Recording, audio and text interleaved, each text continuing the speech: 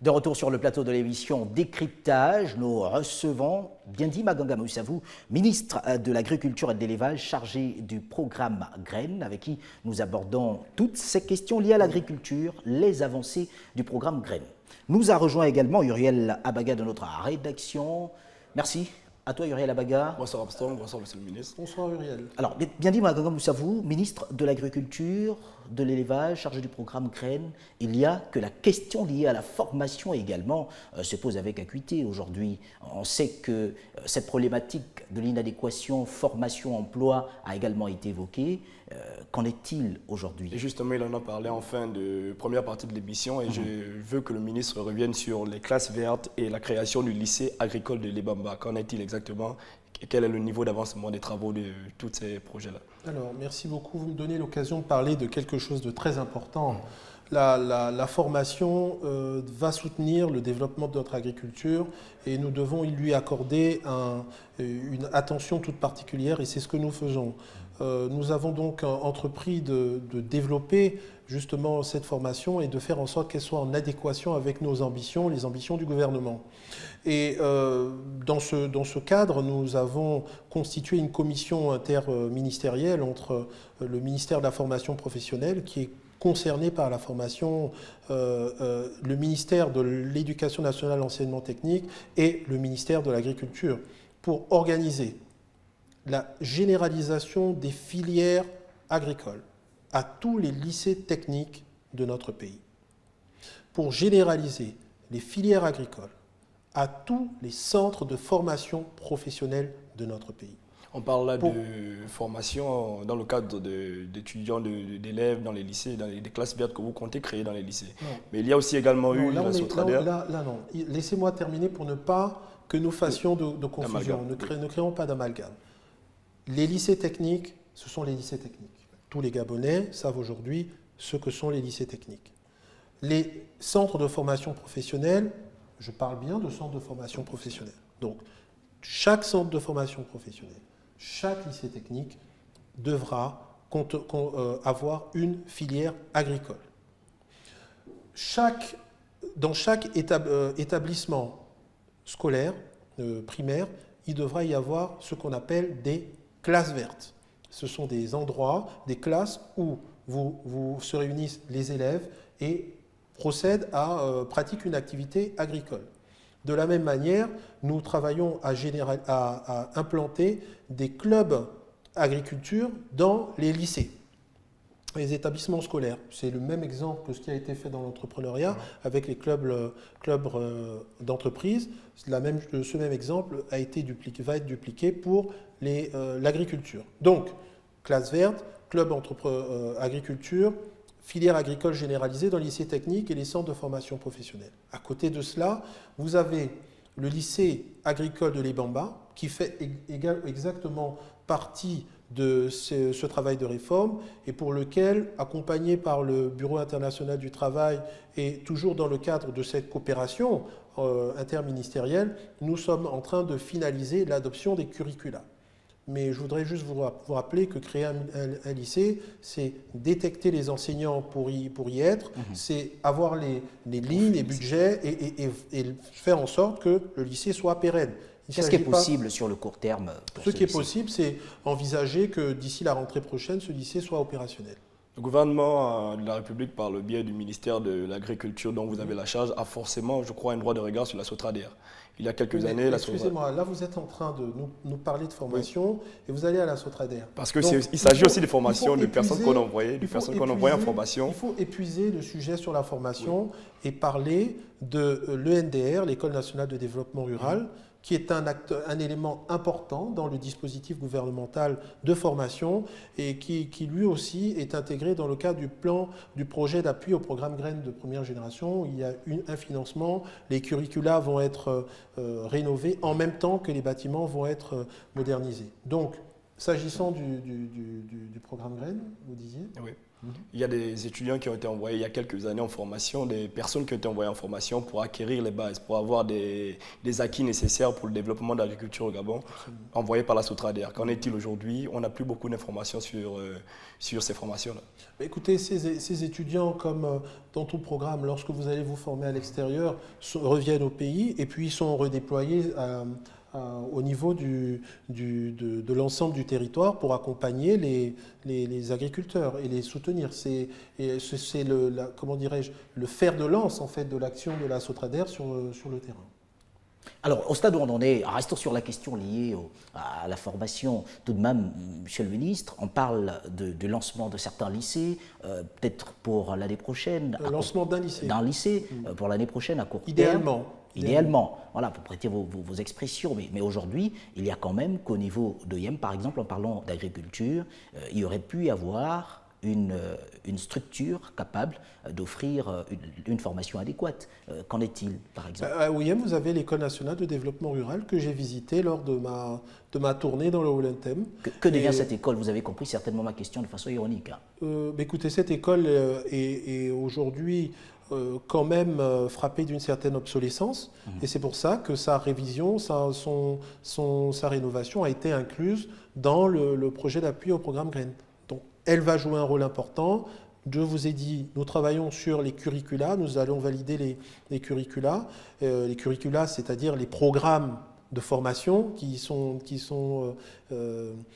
dispensés, et également à la rénovation des locaux pour qu'elles puissent répondre de manière adaptée, moderne, aux besoins de formation que l'École nationale de développement rural doit jouer. Alors, au stade où on est dans la province du Haut-Lantem, nous allons chuter sur la question de la multiplicité des projets agricoles, parce qu'il y a le programme Graines, autour du programme Graines, il y a le PRODIAG, il y a le projet de développement agricole et rural. Dans la tête du Gabonais lambda, ça peut faire confusion. Alors, la multiplicité des programmes agricoles ne peut pas être un désavantage. Ce ne serait un désavantage que s'il y avait une forme de déperdition des moyens que nous avons.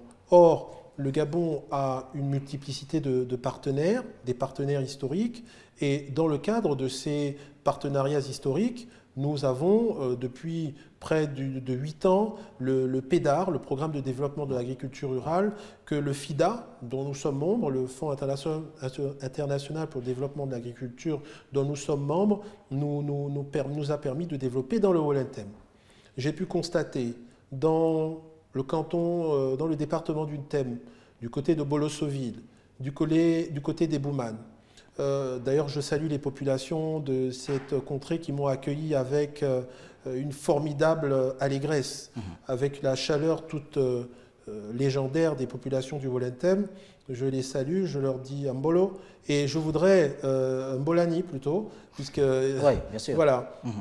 Et je voudrais dire qu'on a pu constater comment ce PEDAR a pu toucher 26 000 personnes, 26 000 agriculteurs concernés, l'impact du PEDAR. On a pu constater l'importance des pistes agricoles qui ont été aménagées, l'importance des centres de groupage qui sont des centres de vie, des centres de regroupement d'un certain dynamisme agricole dans la province du Haut-Lantem. Et ce PEDAR devrait donner lieu à un PEDAR 2 qui, lui, devrait s'étendre dans les provinces de Logo et Vindo et dans les provinces de Langounier sur les 6 prochaines années. À côté de ce programme, vous avez l'IGAD qui, pendant près de 10 ans, a travaillé à accompagner les initiatives locales de développement de l'agriculture, notamment en ce qui concerne le maraîchage et l'agriculture périurbaine.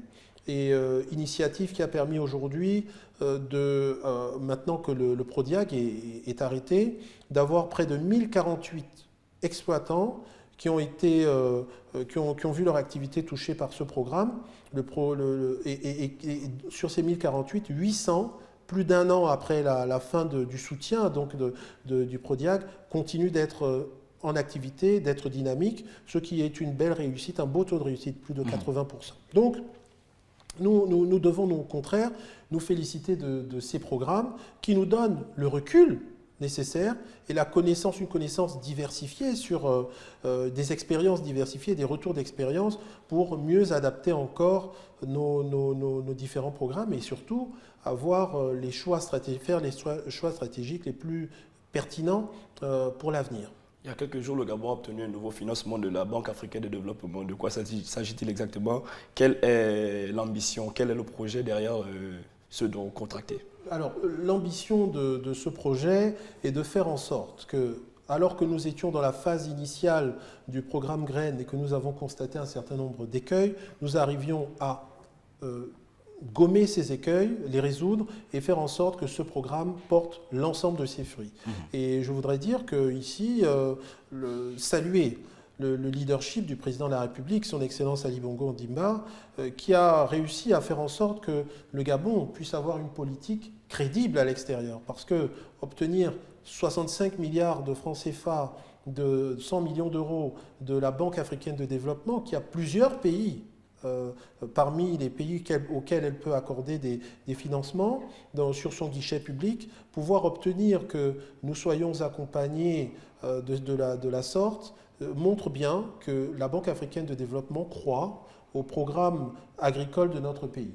Et les institutions crédibles, avec une vision claire du président de la République et surtout une mise en œuvre bien explicitée, ont permis de faire en sorte que nous puissions bénéficier de ce financement. Ce financement va être utilisé pour renforcer les infrastructures auprès des exploitants agricoles dans le cadre du programme Graines, pour renforcer leur accompagnement, comme je le disais dans la première partie de l'émission, faire en sorte qu'ils puissent avoir un accès non seulement à l'eau potable, mais à l'électricité, mais aussi à des semences améliorées, à des fertilisants, avoir accès à la formation, avoir accès aussi à avoir à disposition des centres de groupage, des centres de transformation et surtout faire en sorte que leur production soit améliorée avec des rendements beaucoup plus performants. Donc c'est là le but de ce programme et je ne peux que me féliciter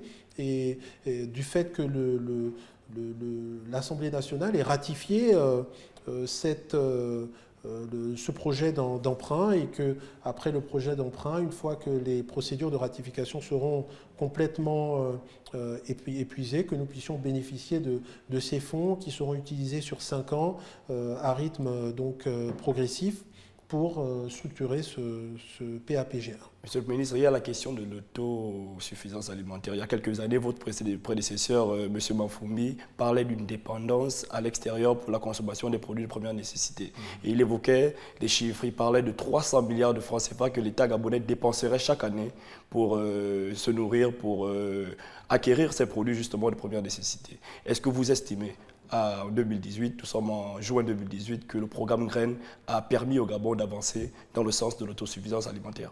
Alors, le programme Graines avait pour objectif de faire en sorte que sur cette agriculture vivrière, nous opérions ce qui a été qualifié de retour à la terre. Et que nous, surtout, nous devenions des agriculteurs traditionnels, nous passions d'agriculteurs traditionnels à des agriculteurs modernes. Et à ce niveau, le pari est en passe d'être réussi. Nous devons appuyer davantage ce mouvement pour que davantage de jeunes encore et de moins jeunes s'intéressent à l'agriculture et viennent faire en sorte que ces cultures vivrières, manioc, bananes, tomates et piments, et bien d'autres encore, puisque le programme a été ouvert, que ces cultures soient produites localement. Maintenant, l'autosuffisance alimentaire ne concerne pas uniquement les produits végétaux. L'autosuffisance alimentaire concerne aussi les produits carnés que sont ici la volaille. Je vous ai donné des chiffres que je suis prêt à répéter. 150 000 tonnes de volailles importées chaque année, quand 4 000 tonnes seulement sont produites localement. Et la même chose pour le porc, 15 000 tonnes de porc. À côté de ça, quand on prend le Gabonais, qui est majoritairement aujourd'hui un citadin, la base de son alimentation est constituée par le riz. Le riz, 90 000 tonnes importées, soit environ une production de 250 000 tonnes de riz paddy, c'est-à-dire avec la coque. Ça veut dire quoi? Ça veut dire que quand on regarde les conditions pédoclimatiques du Gabon, qui sont idéales. Un pays où la pluie est suffisante, il pleut 10 mois sur 12. Un pays où la terre est fertile, on le sait tous, nous en sommes tous convaincus. Un pays où nous avons 5 millions d'hectares de terres arables et disponibles, nous ne pouvons pas continuer à structurer notre vie de la sorte. Je vais vous faire juste une petite explication, si vous me permettez, pas une explication, mais une petite démonstration de l'impact. Allez-y, monsieur le ministre. L'impact, en réalité, de l'importation de ces denrées alimentaires, riz, porc et poulet, qui représentent le tiers de ce que nous importons au Gabon, est négatif sur nous, sur notre économie, notamment sur nos réserves de change. Les réserves de change sont la contrepartie de notre monnaie.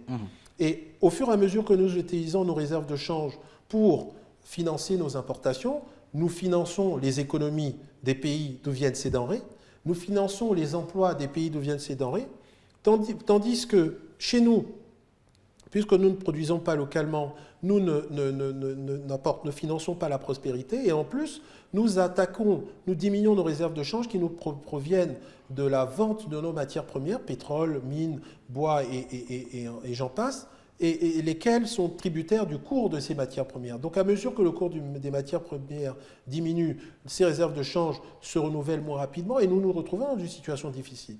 Nous ne pouvons plus, dans tous les cas, continuer de laisser ce modèle se pérenniser, et il est plus que urgent que nous prenions en main, en tant que responsables politiques, cette question de l'autosuffisance alimentaire dont nous avons parlé depuis que nous sommes Arrivé en fonction.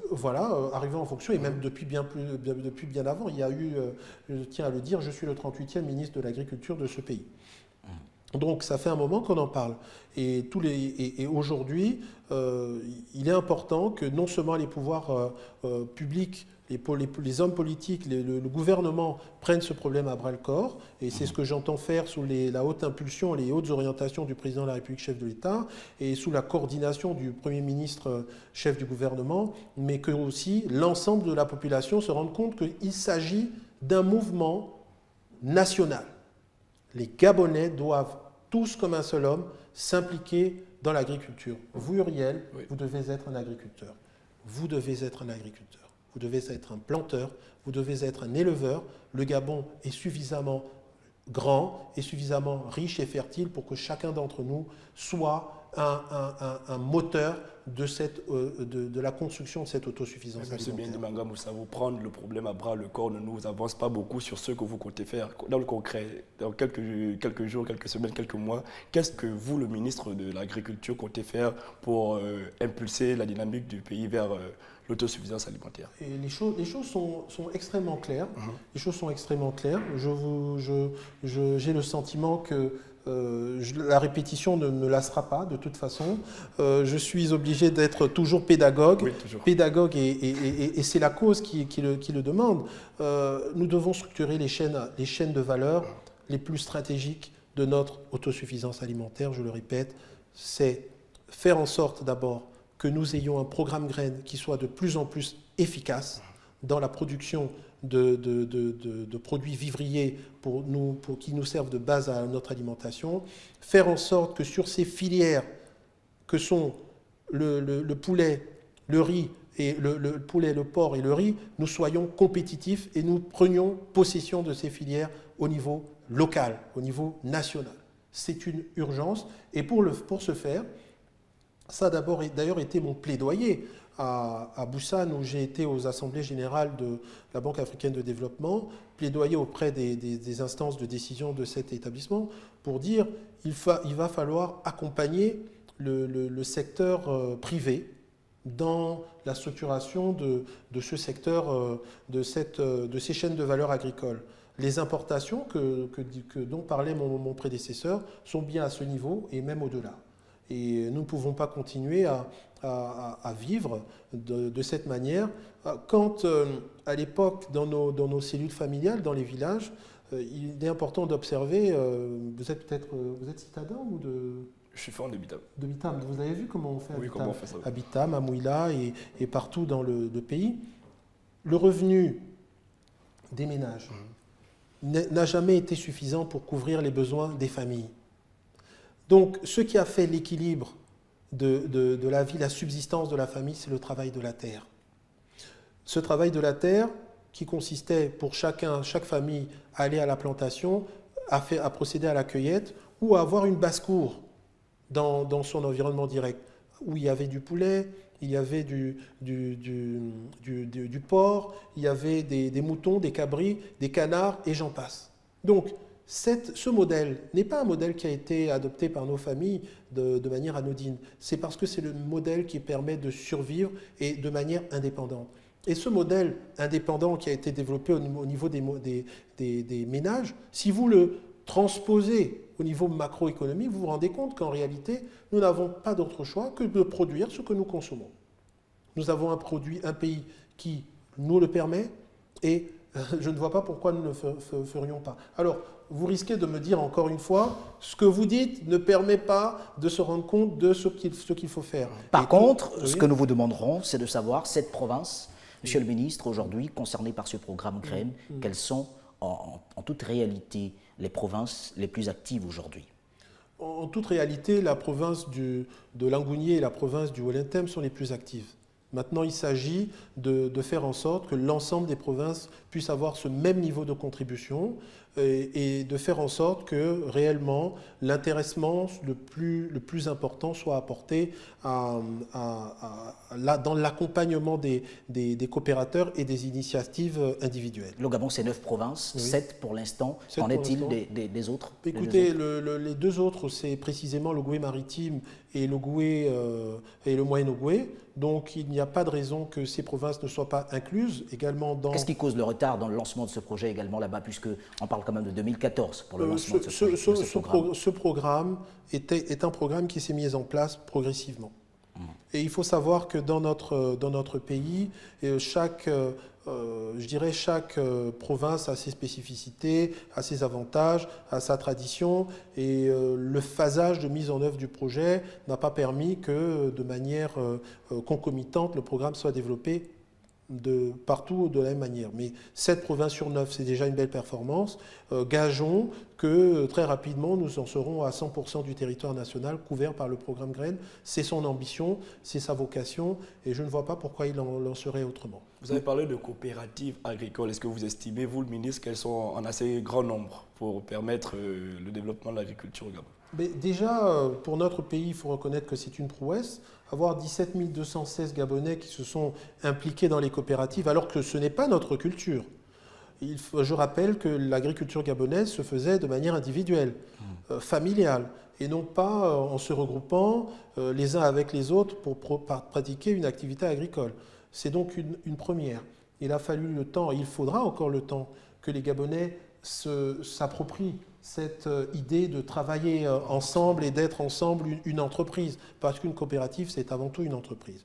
Donc, ce n'est pas suffisant, mais c'est une belle prouesse qu'il faut souligner par une communication importante, communication dans les médias et communication auprès des populations pour leur expliquer le bien fondé de ce programme Graines. Vous savez, il ne faut pas oublier, le programme Graines est fait pour les populations gabonaises, pour le développement de notre ruralité, pour le développement rural, pour aider les jeunes à travailler, à se développer, pour aider les jeunes à finalement s'autonomiser. Et il faut le dire avec force, avec suffisamment de force et de conviction, parce que j'ai le sentiment que ça n'a pas encore été suffisamment expliqué et que nous avons encore de la marge. Alors, puisqu'il y a encore de la marge, Biandi Maganga Moussavou, le temps s'impose à nous également, puisqu'on parle du programme Graines. Qu'est-ce que l'on doit aujourd'hui retenir pour ces compatriotes? Le retour aux sources, oui, mais il y a d'autres éléments, le court, le moyen et le long terme. Aujourd'hui, ce qu'on propose aux Gabonais, c'est un retour aux sources dans des conditions optimales, puisque grâce à l'investissement qui va être fait dans PAPG1, un certain nombre d'infrastructures d'accompagnement vont être mises à la disposition de ceux qui repartent vers la terre. L'accompagnement, le financement, l'accès à des semences et surtout toute une chaîne de valeur qui leur permettra à chacun de trouver leur place. Donc je pense que les choses sont très claires Les choses sont très claires. L'agriculture a démontré qu'elle peut nourrir son homme lorsque l'agriculteur n'est pas laissé à l'abandon. Et c'est réellement ce que nous souhaitons apporter à ce programme Graines, un programme Graines qui vienne en complément des efforts faits par les individus. Merci à vous, Biendigui Maganga Moussavou. Je rappelle que vous êtes le ministre de l'Agriculture et de l'Élevage, chargé du programme Graines et d'ailleurs le 38e ministre belle de précision l'Agriculture. Le 38e ministre, ça veut dire que repose sur moi une grande responsabilité. Celle ici de traduire la vision du président de la République, chef de l'État, celle ici de traduire l'ambition de ce gouvernement Emmanuel Issoze Ngondé de faire du Gabon un pays autosuffisant. Et je voudrais ici adresser mes remerciements au président de la République, chef de l'État, pour avoir porté sur moi le choix de transformer ce défi en réussite, défi sur un jeune Gabonais issu de ce pays, sur lequel repose la responsabilité de conduire ce ministère qui compte près de 1200 agents répartis à travers le pays, qu'il faut mettre en ordre de bataille et pour lesquels il faut être un exemple pour que nous puissions ensemble réaliser cet objectif important qui nous a été assigné.